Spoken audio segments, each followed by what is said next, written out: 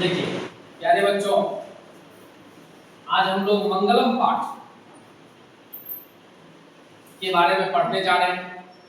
तो मंगलम शब्द का मतलब होता है शुभ या कल्याणकारी। जब हम कोई काम को करते हैं तो किसी अच्छे विचारों से ना उसके साथ करते हैं। तो आइए, मंगलम पाठ में आपको जो है कुल 5 मंत्र हैं और ये पांचों मंत्र उपनिषद से लिया गया है। उपनिषद का मतलब होता है गुरु के समीप बैठना। समझ गए ना?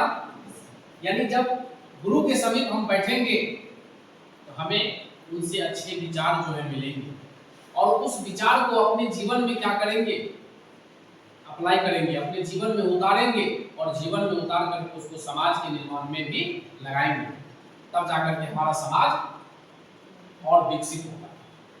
समझ गए ना? तो सबसे पहला जो श्लोक है वो ईशावास उपनिषद से लिया गया है।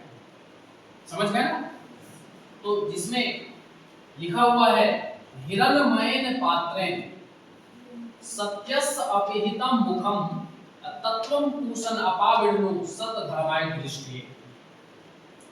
कहा गया है कि हिरण्मयेन पात्रेण यानी सोना रूपी पात्र से सत्यस्य अपिहितं मुखम, सत्य का मुख ढका हुआ है।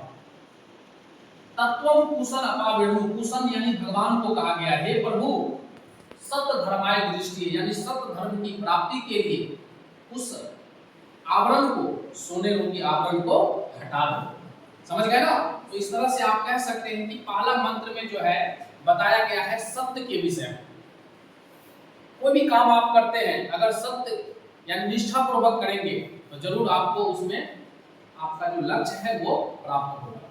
समझ गए ना? आइए इसके बाद हम दूसरा मंत्र शुरू करते हैं। तो